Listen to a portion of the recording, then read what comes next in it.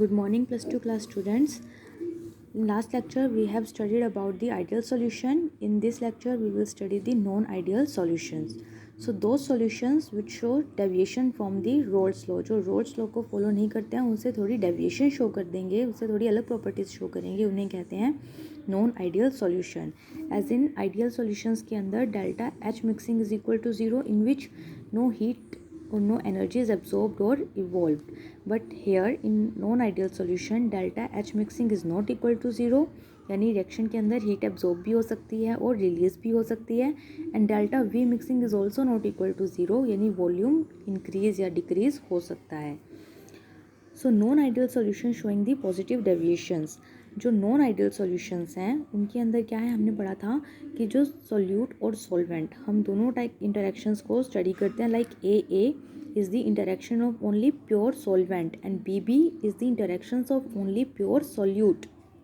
अगर हम इन दोनों को A and B यानी solute और solvent को आपस में combine कर देते हैं तो वो बनाते हैं AB interactions.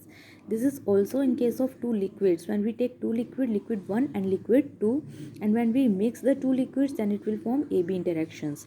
तो अगर AB इंटरेक्शंस वीक होंगी as compare to pure state तो उन्हें हम कह देंगे पॉजिटिव डेविएशन या positively deviated non ideal solutions. अब खुद सोचो कि अगर AB इंटरेक्शंस वीक हैं यानी जो इंटरेक्शंस हैं उनको तोड़ना बहुत आसान है तो बहुत ज़्यादा लिक्विड से वेपर ईजिली बन सकते हैं. तो अगर वेपर्स ज़्यादा बनेंगे तो वेपर प्रेशर भी ज़्यादा होगा. सो वेपर प्रेशर ज़्यादा है तो टोटल प्रेशर भी इंक्रीज़ हो जाएगा as predicted by the roles law. जितना रोल्स लॉ से हमने प्रिडिक्ट किया है उससे जो वेपर प्रेशर है वो इंक्रीज़ हो जाएगा.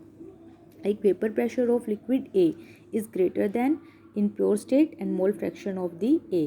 P B is greater than P naught B into में X B and total pressure is equal to P naught A X A plus P naught B X B. In this state, delta H mixing is greater than 0 and delta V mixing is also greater than 0.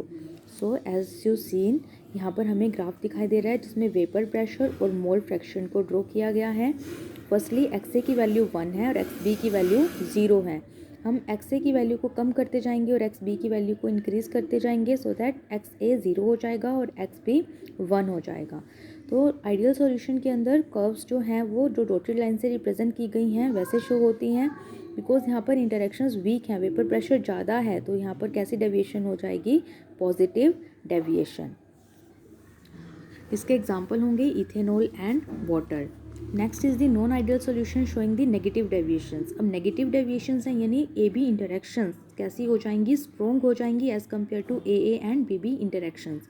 तो जो observe vapour pressure है वो कैसा रहेगा, कम. तो total vapour pressure भी कम हो जाएगा as predicted by the Raoult's law. So PA is less than P naught A into XA and PB is also less than P naught B XB. In this case, delta H mixing is less than 0 and delta V mixing is also less than 0. If we plot a graph between vapor pressure and mole fraction, the dotted line shows the ideal solution and here is the negative deviation because vapor pressure is decreased because of stronger interactions of the liquids. Here is the example is chloroform and acetone. CHCl3 is chloroform and CH3COCH3 is acetone. So when we mix these two liquids then there will be non-ideal solution that is showing negative deviation.